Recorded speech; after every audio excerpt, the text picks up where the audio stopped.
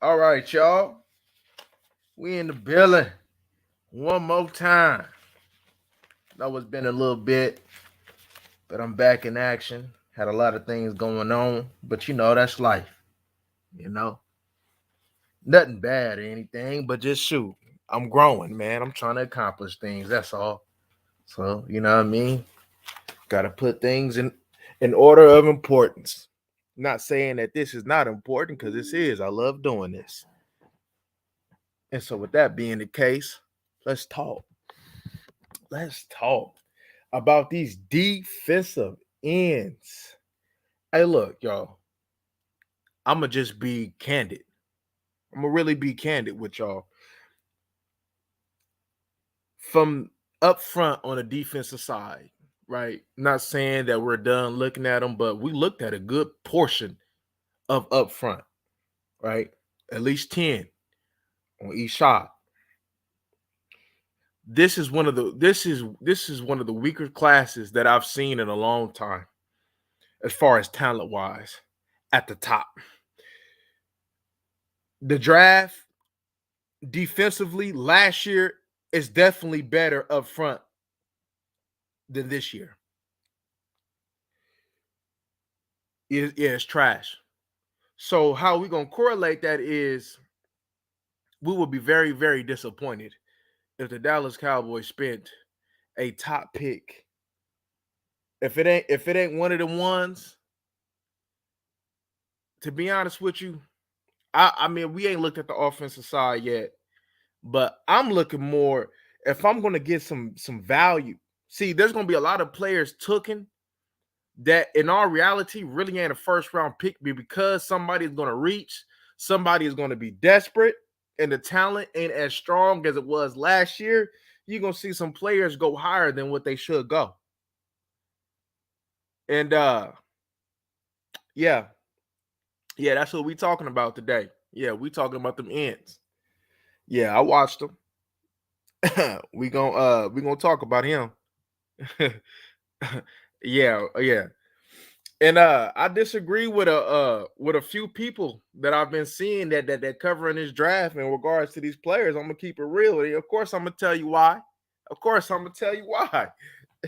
But we gotta go here and see. Sometimes, you know, I seen somebody. I can't remember what he said though, but somebody said that. Hey, sometimes, man, it's really simple, and and scouts is making it more complex than what it should be. Either he's hit or he not. Either he gonna be productive or he not. And that's just what it is. So let's get to talking about these prospects. The first one that we're gonna talk about today is Latu. What Latu? 6'5", 265 out of UCLA. His 2023 year ended in 13 sacks. My observations of Latu, I don't know if I'm even saying his name right, but he has good hands. Uh, I seen a good push pull move that he had. I seen a good arm over move, swim move that he had. Got a little bag on him. Good little motor. One thing about him is he didn't get the edge consistently, right? To consider him one of them ones, one of them elite ones, but he ain't a bendy player, right? Not saying that he can't be productive, but as far as when we talking about elite, see, one thing's for sure, he ain't one of them premium rushers last year. He ain't one of them McDonald's, them Will Andersons, the Nolan Smiths that we looked at last year. He's not one of them. Not saying that he can't be productive, but he's not one of them. Uh, he doesn't have that quick first step. Uh, his get off needs to improve. It's slow. That pause that he had that I've seen quite sometimes to me is unacceptable. He does get home though when he takes an inside release. He can set the edge. He'll probably be a little bit more of a base in, a strong side in. I said he's not twitchy. I said he stands up a lot, but I think probably would have do him justice if he put that hand in that ground I think you have a better chance getting to the QB with that hand in the ground. Has a burst to the football when he chases, he squeezes. So he was taught well because not every defensive end that I watch squeezes. Has some, like I said, tightness in the hips. Can be high with that pad level. Let's see. He has okay strength, right? Ain't the strongest. He has okay strength. Uh, he works down the line, above average agility, but definitely, even though he definitely will have to get stronger, which he will, but he has to get stronger. Uh, for me, I said he jumps in the B gap too much, which causes him to lose contain. Uh, you got to be disciplined. You got to be disciplined. I put that he don't got it. It. I know what I mean by it. One of them ones. I said a productive player at best. Needs to be stronger when shedding blocks on the offensive lineman. He needs to shed at a higher level. What else I put? You gotta.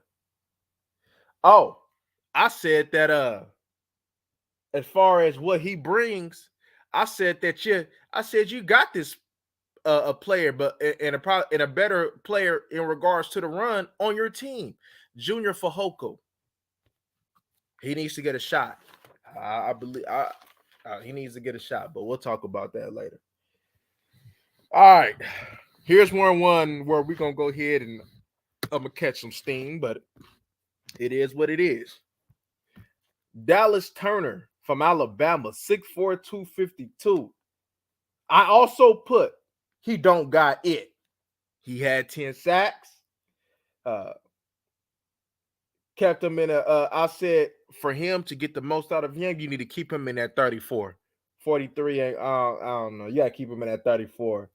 I said that that LSU tackle whooped on him. That LSU tackle whooped on him. He's stiff at the I said he's soft at the point of attack.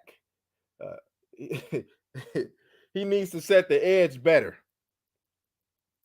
Slow get off. See what we got to understand, y'all, right? Is just because somebody may have a burst, don't mean that their get off is fast, is sufficient, right? Just like with Mozzie Smith, we talked about Mozzie Smith being a good athlete for his size, but his get off is ridiculously slow, right? So just because you got a burst, don't mean that you got a good get off. But I said he got blown off the line 2 to 3 steps. I said because you gotta forgive me because I'm reading it because I ain't looked at these notes in a few days when I first looked at it. He not gonna cut it. He not gonna cut it. He doesn't have a good first step. It's average, even though he has a burst to the ball.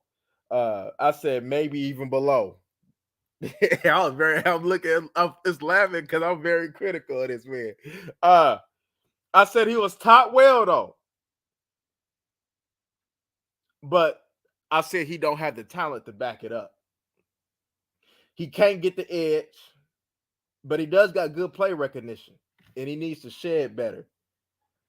Had multiple assignments in regards to Alabama, where it wasn't just him going ahead and having certain. He had different assignments, and I noticed that in his play off of how he was reading things, and I understand it. And he did do them things well, right? But there, I'm laughing because I said that even though he had multiple assignments, he did well, but getting to the QB and setting the edge ain't one. Ain't one of them. Damn. I said you for sure got to keep this man in the 2-point stance. Yeah. But the cool thing about that though, with them sacks though, how you get them, how you get them sacks means something too. In when we looking at these players, I acknowledge that he had them 10 sacks, but how he gets them sacks means everything. I was talking to somebody that I can use that content that does this, that he gets that good film, that all 22 film. So when he puts his up, I'll be glad to go ahead and show you what I mean with all these prospects that I'm very critical of. I'll be glad to see, because I like to prove it, just like I had with my other bold claims. Um, I'll show you, right, because how you get them sacks means a lot too. T Dub, what's going on? Because what we're gonna find here when we talking about these ends, a lot of them got digit sacks, but some of them, but there's going to be certain things, certain traits that they have, certain things that they do that's going to translate, and some things that, hey, even though you did good at this college level, what you got, your physical attributes, what you do, it's not going to translate to that type of success in the back end. To be honest with you, I was looking at this because I looked at the other player too, and we'll get into that too. I was like, hey, I said college football is going to miss Nick Saban, and I'm gonna tell you why. Because when I was looking at this, them front, especially these two edge players, that we're gonna talk about the other one in another couple of players. Nick Saban did an excellent job. Whoever was that coach, he did an excellent job with that team, because that team was kind of lacking up front when it come down to talent. This is probably one of the least talented teams that I can remember that Nick Saban had up front. So we gonna miss Nick Saban, because the reason why Nick Saban had so much success is because of his coaching standard and him staying to the fundamentals. And a lot of what we're seeing with these players, they're not sticking to the fundamentals. They not having no fundamentals. Just like, for instance, I'll use this as an example. When people talk about we gonna miss Aiden Durd, I say Aiden Durd ain't a good coach, because I'm looking at your D linemen lack the fundamentals. They can't even do things as far as just having their inside shake hand down. They don't even squeeze the way. See that DeMarcus Lawrence product ain't off of an Aiden Durd. DeMarcus Lawrence got his coaching from when we was talking about Rob Marinelli. That's Rob Marinelli in him. That's Rob Marinelli coaching in him. So sometimes we translate. So we may get under other coaches, but things that you were taught that was instilled in you, you don't leave them. So that wasn't a product of Aiden Durd. That was a product of his previous coaching. And look, when I look at what Aiden Durd has brought in, and I looked at the results that he produced, and I looked at the lack of fundamentals that certain D linemen, I said, how could we go ahead and appoint him as a good coach? And he ain't even a good teacher. Tavondre Stevenson, yeah. Yeah, we talked about him on the when we did our deep tackles. Check that out, NXT, when you get a chance. So Dallas Turner and Jared. Oh, we got Jared Verse right now. We got Jared Verse right now. Here's what I said about Jared Verse. FSU 6'4", 260. One thing I like about one thing I said about Jared is that he need a deeper bag when it came down to his moves. He needs to use his hands a little bit better. Too many times I've seen him not keep that distance from him on the offensive tackle. As far as Jared Verse, he got a good swim move. He has a motor. That's what I like, because a motor is a big thing, right? When we look at motor, think of Tank. Think of Tank when you look at motor. Let's see. Oh, I said he tore Florida ass up. Them Gators, he tore Florida up.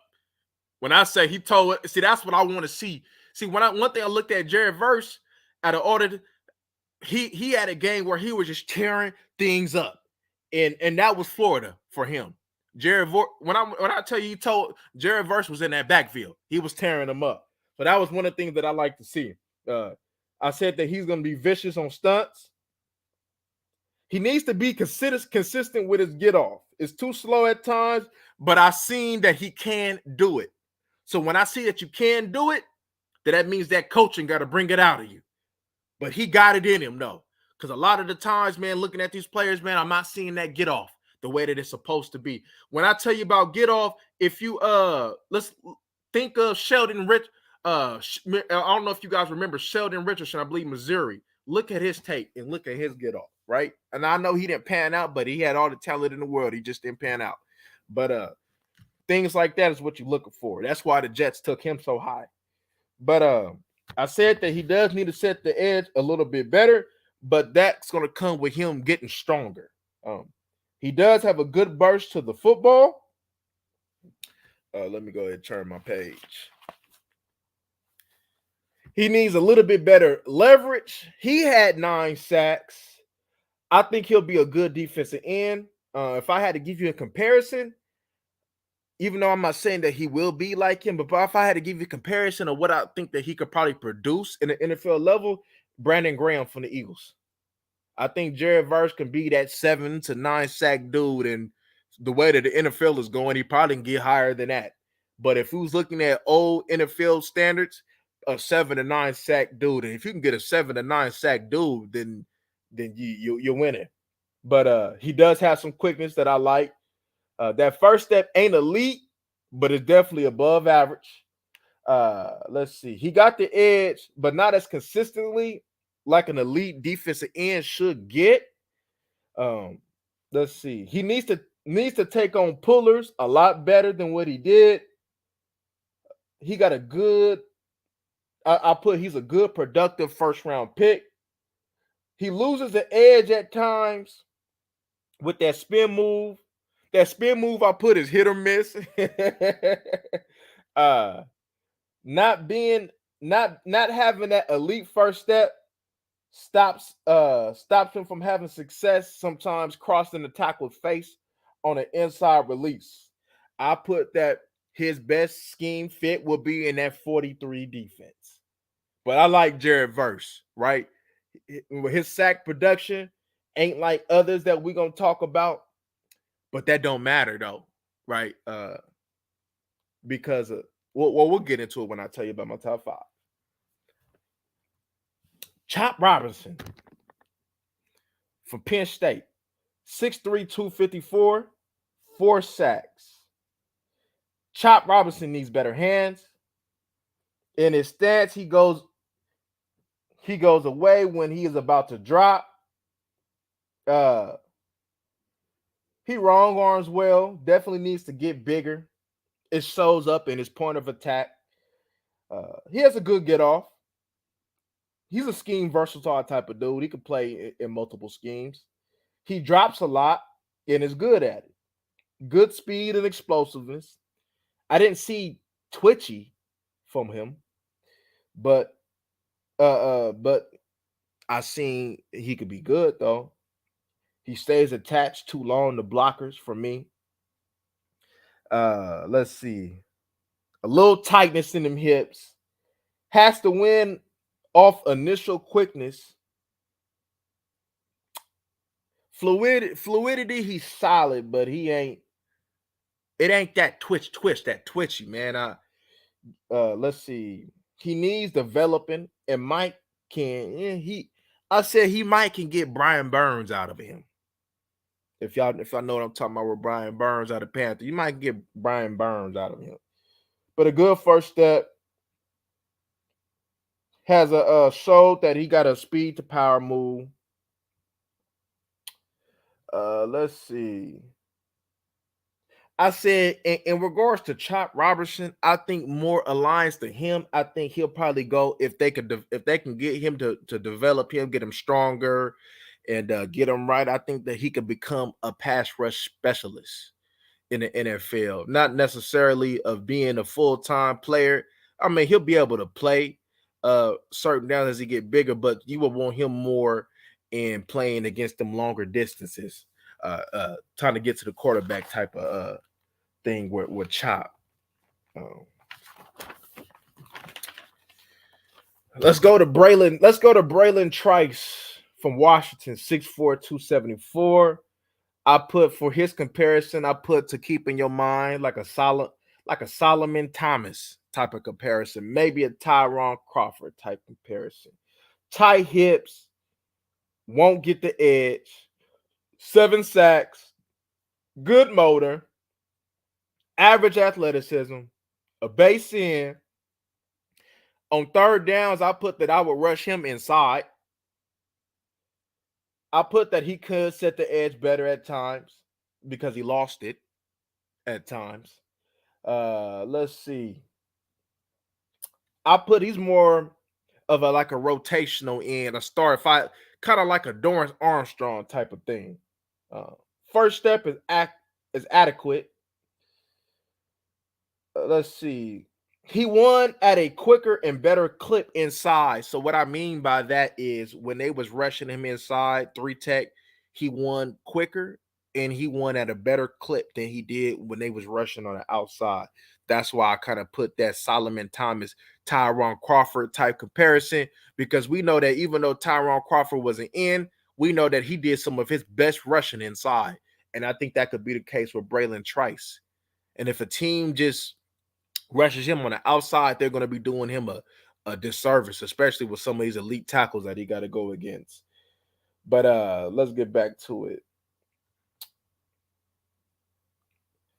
So in the one-on-one snaps I seen against him and Jordan Morgan, that Arizona tackle, he won that battle. He beat Jordan Morgan. And I don't know because we're gonna look at him, but they keep talking about how Jordan Morgan is a top 3 tackle. So if that's a top 3 tackle, Braylon Trice gave him work, and I'm not encouraged if that's a top 3 tackle. He's more of a power rusher though when it comes down to being on the edge. Not really too much of a burst to the QB. He has the strength to set the edge. Always around the football, which is a good thing. Gives good extension with his hands when needed. He missed 3 sacks against Caleb Williams. So that tells you about that lack of athleticism that I'll tell you about because a more athletic DN would have converted on them sacks. But I said it was unacceptable though. He needs to work on his rushing bag because he gonna need it with his limitations with the athletic side. Solid at a point of attack, good bull rush. Okay, get off. Getting stronger, I put will help him a lot. All right, here's the other Bama edge player, Chris Braswell, 6'3", 255. Not strong at the point of attack, a utility player. He had 8 sacks. I ain't gonna lie, I was kind of shocked when I said like he had 8 sacks. I'm like, boy, that's some good coaching. But I said, he got good play recognition. His hips is tight as hell. Struggles to get to the edge. His Senior Bowl one-on-one. When I was looking at his one-on-one, that showed that he wasn't getting the edge on that too. So it kind of confirmed what I seen on the film with his Senior Bowl. 34 scheme for him specifically. No 4-3. I said, shit, he might not get drafted. I said, but he did have the ability to drop. Does a little bit with the hands, but because he is a limited athlete, it don't matter. If y'all can tell, man, I'm not too high on these Alabama edges, man. I put he was strictly a scheme player. I said how he got 8 sacks is a mystery to me. Because I watched about 4 games of him and yeah. But Gabriel Murphy, 6'3", 260 UCLA. I put that he was non-existent versus that Arizona tackle that we were just talking about. Let's see.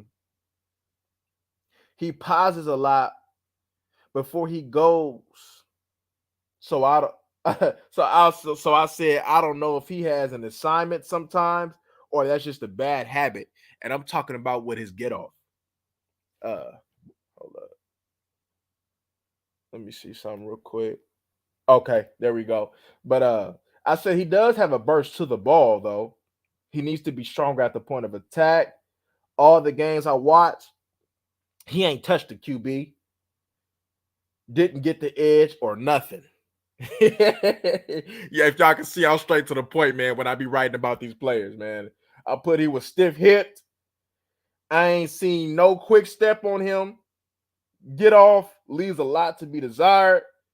I think 34 outside linebacker will be his best position. I didn't see any starter potential from what I've seen.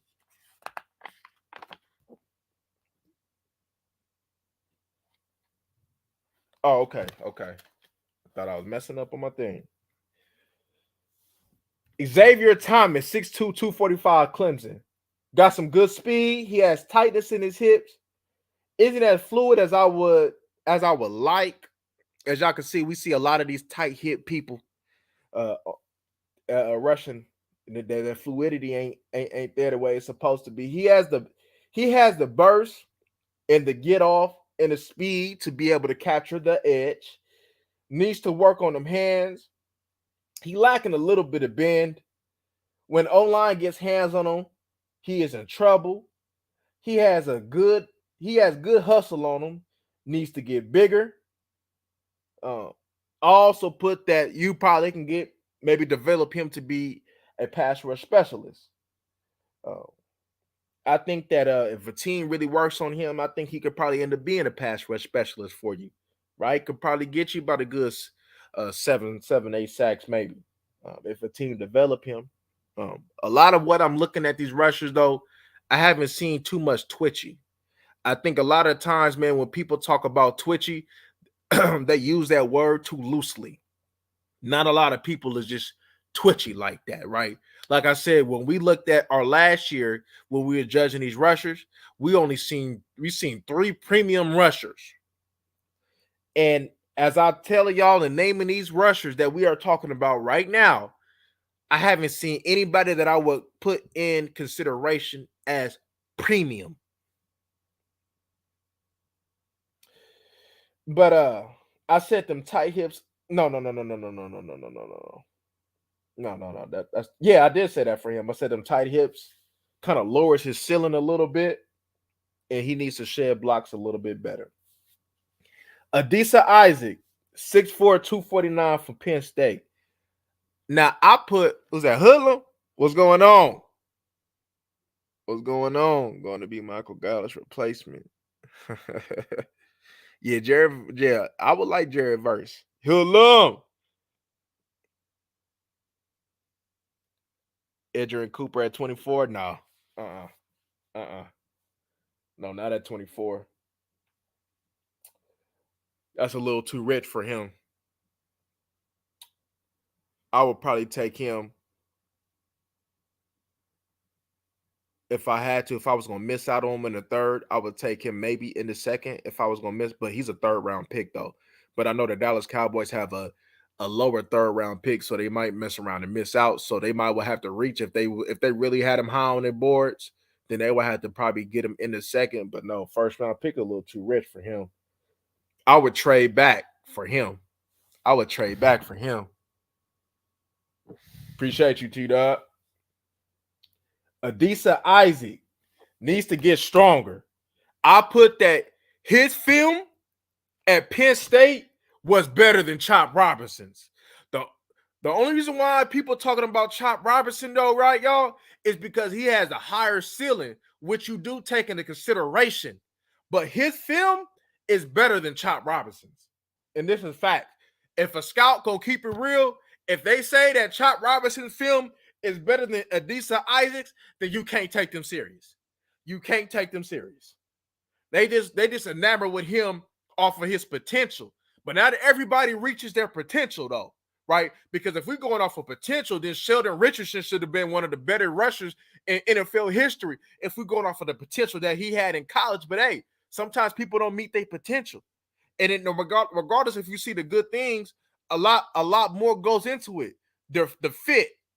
Because Sheldon Richardson was kind of done wrong and being in a 3-4 fit. I thought that he was a 4-3 defensive tackle, but the Jets got him and put him as a 3-4 end. That wasn't the ideal fit for him. One, his his desire to get better, that also go ahead and plays in a role if they're going to go ahead and be something or not. So there's a few factors that goes into that. So, yeah, we may go ahead and be like, yeah, he got it. But that don't mean he going to have it, though. And like I said with Chop Robinson, people gonna go ahead and draft that boy off of potential. Trust the tape. I'll be honest with y'all, all right? I ain't watched the combine. Now I didn't have time, but if I did have a little bit more time, I still wouldn't watch the combine because it don't mean nothing. You ran a 4.4. Do you play like you run a 4.4? Because if you don't play like you run a 4.4, then trust the tape. The tape don't lead you to where you need to lead.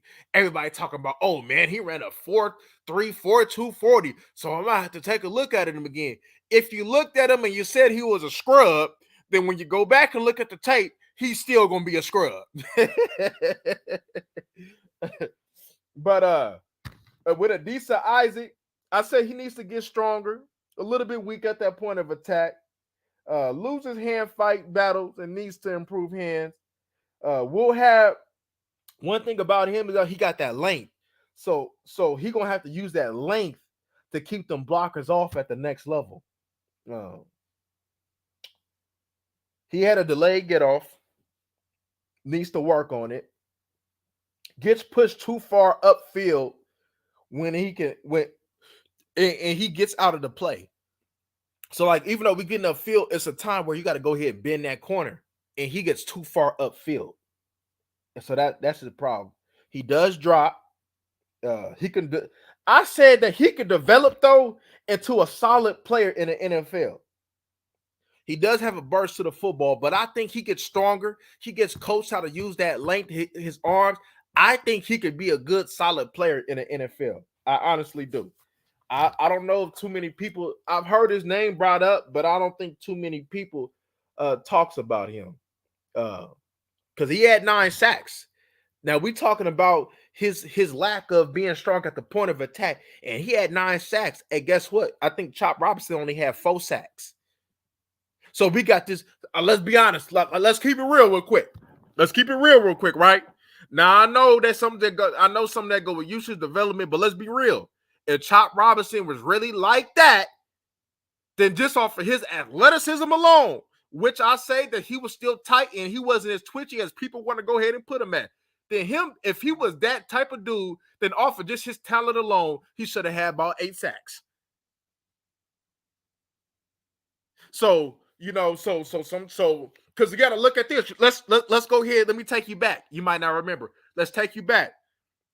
A lot of people was talking about JPP, Jason Pierre-Paul, his lack of production. But guess what? They talk about 1 year production. But guess what? He had double-digit sacks. And you've seen it on tape. But like, hey, look, if I go ahead and get him right and develop him, and he was with O.C. Umenyiora, he was in the right place, Strahan and all them, I could develop him to be a good player. And guess what? He was a good player. So you've seen the production. And there's no way with the way people are being coached now and him being at Penn State going against some of them tackles right there that he should only have 4 sacks. So we got to question these scouts. What are y'all looking at? Because they keep going to go ahead and put twitchy on them, but they're not twitchy. They're not premium. They're not premium.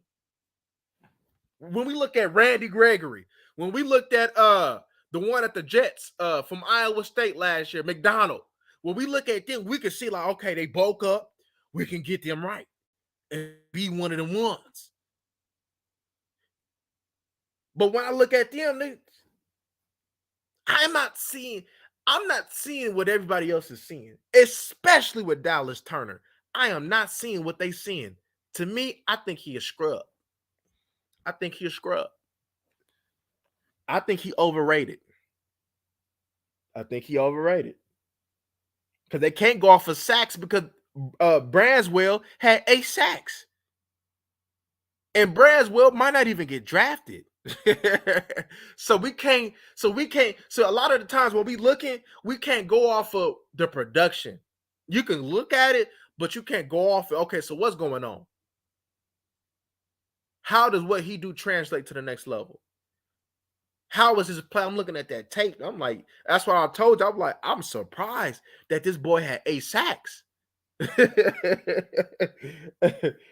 Like I said, I tapped in with dude. I'm gonna have to really put these plays so I can show y'all. So I gotta really show y'all, man. But he does well, and back to Adisa Isaac, he does well on slants. Seen him at times get that edge, but not against Ohio State. right? He has some stiffness, not the most fluid, but I said that he can develop to be an NFL starter. Uh, he works down the line. He works down the line well. Get a decent Isaac Strong. See, he one of them ones that one of them teams that look at him and be like, man, I can get him stronger and I can get him right. You're gonna probably see one of these blue collar teams draft Adisa Isaac. One of these blue collar teams gonna draft him. I say we get a wide receiver first round. I can't wait to get on them. When we finish these DBs up, I can't wait to get on them and see what everybody talking about. I don't know. I'm looking at corners next, so I'll tell you the next one because we got the corners next. Keon Coleman. From what I looked at, Keon, because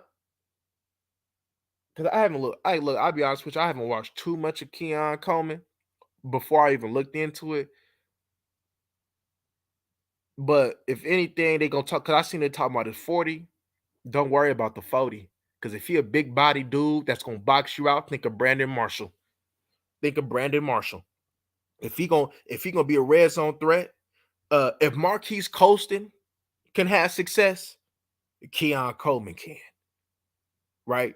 See, what do you if you can't separate off of just just off your speed, then what do? Use your big body in them up, box their ass out.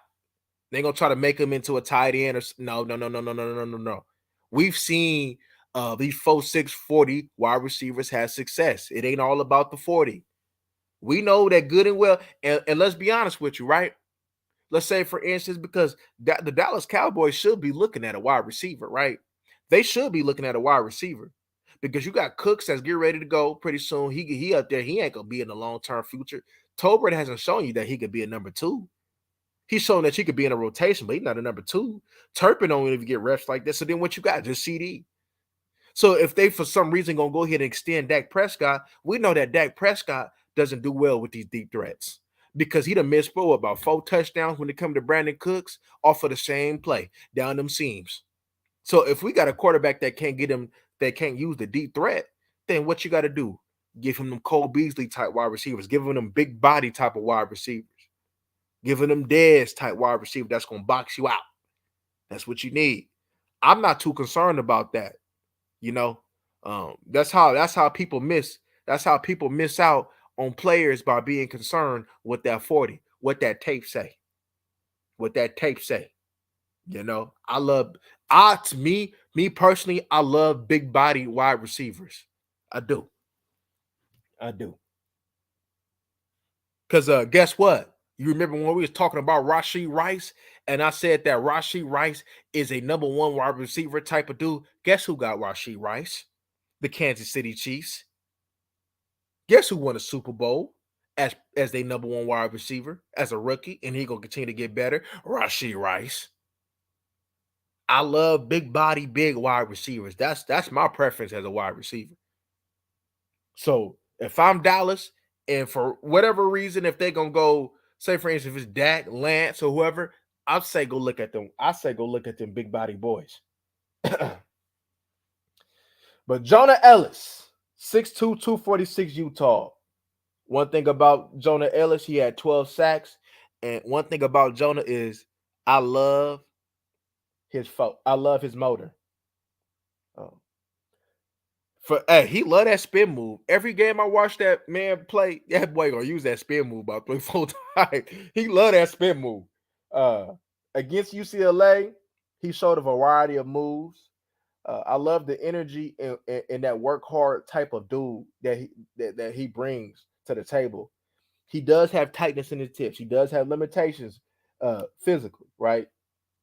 He has effort, which will help mask some of them physical limitations. He does have some moves in his bag because he uses his hands kind of solid. And I said, if Nick Bosa can have success, get to the quarterback in today's game, he can too. I said he's more of a rotational guy, a kind of a starter type of dude that I probably would take out on third down. Let's like Hubbard from the Bengals, like Sam Hubbard from the Bengals. You might get something like that from him to give you a kind of comparison. He does need to contain better. He lost containment. He did lost containment. He did allow tackles to reach him at times. That's not good, but that can be coached out of him. Technique work. He should be a good quality player. I like the reason why I like Jonah Ellis because you could tell he loved football. The way he plays, you could tell, hey, that boy love football. The energy, the passion, the lunch pail, blue collar football player that he that's somebody that love football. And his effort alone could get him 4 sacks. Teams need players like Jonah Ellis on their team. Energy, love football. We talk about a culture problem with him in Dallas. Guess what? Jonah Ellis is probably the type of player that you need. I seen a little something when I was looking up talking about he understands that he needs to work on his technique. And him losing that contain, him getting reached, things of that nature, is I'm pretty sure it was at the first of his list. But that's gonna come with coaching. That's gonna come with that blue collar type of player. I like him. Fourth round, about a fourth round pick, about a fourth, fifth round pick, but what should have success in the NFL just off of him working hard alone. But that's the 10 that I did with these defensive ends. We looking at corners next. I'm interested to see what these corners, because as I mentioned earlier in this live, y'all, the front seven of the defense, I'm not taking them early. Baltimore Ravens, Chiefs got good defense. Yeah, so they can develop into one. And it's crazy that you said that, Malik, because I seen the 49ers had a lot of interest in this man, Jonah. So so when I looked, I'm like, that first, because you know how the 49ers love with their players. I'm like, yep, that's a 49er type of player too. Did you watch Xavier Worthy 40? That 4-2-1? Yeah, I seen it. I seen it. Michael Gallup, I haven't seen him other than the Packers. Oh, getting traded. The Packers got interest in him. Shoot, Packers give me one of them young wide receivers. I'll take it. I'll take it. Give me Romeo Dubs or something. I'll take it. That's what they gonna do. but man, I don't think a team ain't gonna get too much up for Gallup. But these corners though, because you got to look at it like this. I will look at corner, and if I'm looking at these corners and I see one that need to be high, I wouldn't avoid them either, because I'm gonna tell you what. For what we've seen from this team, hey, look, Bland, you did a good serviceable job at the outside, but your money position is in the inside, and that's good because we need good nickel corners. The NFL, you need good nickel corners. You need good corners. As you can see, the Kansas City Chiefs, they didn't have a heavy rotation. See when people keep talking about this pass rush thing, right? We got to understand this. The Kansas City Chiefs didn't have a heavy rotation at pass rush. They didn't. And they won the bowl. You don't need to have a pass rush in waves. You just need to have one or two that's them boys, or one or two that can get it done.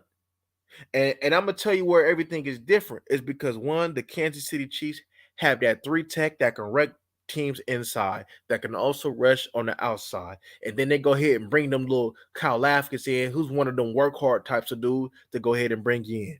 And they develop in the Kansas State dude that was a rookie last year, and bring him into the fold and process as well.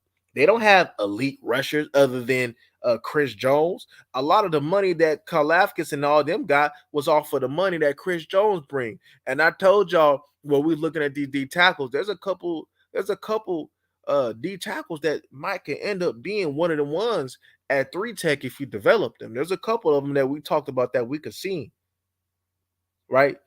A lot of this ends and stuff like that, that's cool, but that don't win. That's not winning though. When you look at the San Francisco 49ers, right? They pass rush, they try to address it, but guess what? They didn't win them a Super Bowl because there's other factors that come into the play that teams is missing. Guess what? Who else won a Super Bowl? The Rams. Who's their main rusher with the Rams? Aaron Donald. Von Miller, Leonard Floyd, none of them get no love like that. They don't win that ball without Aaron Donald wrecking. Every team has something. A lot of these teams have rushers. Like when the Patriots, when you got little Seymour and them can go ahead and get some love inside. You need that inside dude that can go ahead and really see. We can always find us a solid rush on the outside. So when they talk about rushing, like we can always find somebody that can do that. But there's not too many guys that can wreak havoc in the inside. And there might be a couple guys in there in this draft, Robinson, the Ohio State one that might can end up developing and being that type of three tech that we need. So uh yeah, because we missed out on one last year. We missed out on one last year. It just comes down to this. Is she gonna get aggressive? Is she gonna get aggressive? I guess I haven't watched it. I'll probably watch it a little later, but I guess Jerry is reneging on his all-in comments. Look, I'll be honest with you. For what we looking at right now, for what we got, for what we bringing in, we're gonna find out in free agency in what this month, at the end of this month, I believe, if I'm not mistaken. Uh, we're gonna find out what we on, and I can tell you just off of free agency alone if this team is gonna go ahead what we looking like. Because I'm telling you that right now, off of what we know and how they will and deal in times like this and what they doing in this draft and how they drafted, I don't see this team winning no more than 9 games. I don't see this team winning no more than 9 games. I'm just being honest with y'all. Whether that gets you in or not, it's TBD. I believe nine got if I'm not mistaken, nine got the Packers in. So man, other teams are trying to aggressively get better. And what we doing, sitting here complacent, trying to worry about how much should we pay Dak. Man, they worried about the wrong things. If Will McClay and them is behind all this, then how good is really Will McClay? Because let's be honest with you, right? These other teams have seen what Will and them doing. So if this is what Will is doing, then what Will has done thus far has leaving a lot to be desired. I'm just saying. Just because Will was able to draft some Pro Bowlers and things, and he automatically get love from that. Y'all knew that CD was gonna be good. So what? Will McClay supposed to get some love for that? But what about them later round dudes that we keep missing out on? That's not. That's how we gonna go ahead and get money off of what you do in the later rounds, and we've been missing. You done missed like we've been missing out on corners. You done drafted Kelvin Joseph. You done drafted Deshaun Wright. One of them was supposed to be one of the ones, if not both of them. You missed out. You drafted Eric Scott. He didn't go ahead and give you no playing time last year. So you got to hope that he gonna be one of the ones, because if he could be one of the ones, that's gonna help you out tremendously in money and what you do with this team. Because if he ain't one of the ones, especially if he done traded up to get him, then we got a huge problem here. So one of the most important players on this defense is Eric Scott. What do you do, Eric? Are you one of them? Or can you be that starting outside corner? Can you be that starting outside corner? Because I'm a little concerned on why you didn't get no PT. You should have been. You should at least got some PT toward the end of the stretch. What's going on, Eric? Because now we got another dude coming in there. He might not like the Eric Scott corners. We know he don't he we know he like them old ass corners. And we talking about Zim, Terrence Newman, and so maybe Stephon Gilmore come back. So we gotta understand, right? Stephon Gilmore and Brandon Cooks are gonna say certain things. Because let's be honest with you, how many teams is gonna look on here and start Stephon Gilmore? Not too many.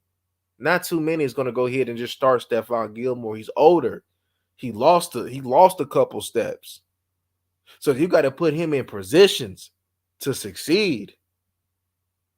You know, Cooks. Look, Cooks is a solid, productive player, but ain't nobody knocking on the door for Brandon Cooks. We got to be honest with you. We got to be honest with ourselves. So of course they're gonna go ahead and say certain things, and you gotta look, and look. They know. They want that money. They see that the end is near, so they're gonna say certain things, and they ain't gonna be how they would be early on in their career. Gilmore and them know that we soft. Gilmore know we soft, but he like, shoot, man. I'm with America's team. I'm in Texas. I'm doing my thing, eating good, living good, collecting another little bag, till my time is up. So he would love to sign a 2-year contract to stay. He would love that in his career. Cooks, he probably wanted to stay in Texas. That's what he did. So we got to look at other factors, man. Like they can't get around me when it comes down to looking what they really want. Everybody know what's up with Dallas when it come down to the taxes, when it come down to everything else. Everybody know that boy. Hey, who don't want to be in Texas? Who don't want to be in Texas? That's all I'm gonna say. Right. And then your brand gonna grow, your money gonna grow. They out here making podcasts. You see Big Hank out here making podcasts, and his podcast growing with the Dallas Cowboys fan base. So he gonna have money, so that they gonna get their money outside of this football stuff. Because everybody talk about the things, because you got to understand this. To kind of get a little personal, a lot of these players ain't gonna know what to do after football. They're gonna lose their money, and they have no identity of self other than being a football player. So a lot of these players are going to struggle. It's just the facts. They're gonna struggle when they get done playing. So a lot of these players right now thinking about the end goal, creating podcasts to keep generating money, building their brand so they can generate a bag when they get done, whatever they want to do. So a lot of these players is doing that. So of course they won't. Of course, who wouldn't want to come to Dallas or off of that to build in their later down the line? Go ahead and close in on one of them nice little houses out there in Texas. Who don't want to be out there in Texas?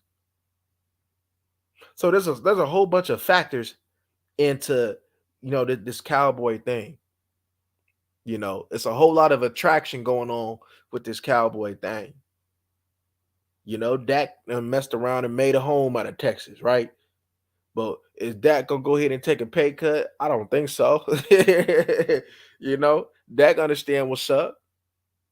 You got an owner that fumbled the bag, man. You could have messed around and paid Dak 30 something mil before, but you gonna end up folding in for 40? Come on, man. Come on, man. You should have had your future plans ready. That means they was unprepared.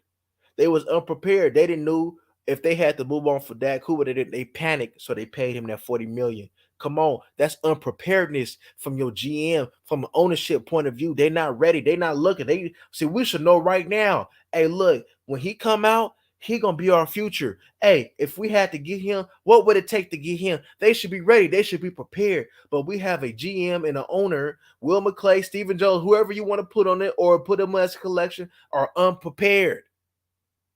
They're unprepared, and they just reached. They reached. How the hell do you go ahead and go get Luke Schoolmaker the second round, bro? There's nothing that said about him second round pick. Nothing. Nothing. Nothing said second round. But you reach? Come on, man. They said, oh, him in Overshawn is reverse. I wouldn't even draft a Schoolmaker in the third round. The earliest that I would have looked at him was in the fourth round. So we got to look. They said, oh, we ain't look for me. And now they out here talking about they looking at tight ends. If you're going to draft a second round pick as Schoolmaker, then tight end, you shouldn't be worried about that. You better hope Stevens turn into something. See, if you trade a Schoolmaker right now, what you'll get from a fifth? Come on, man. You lost. You lost.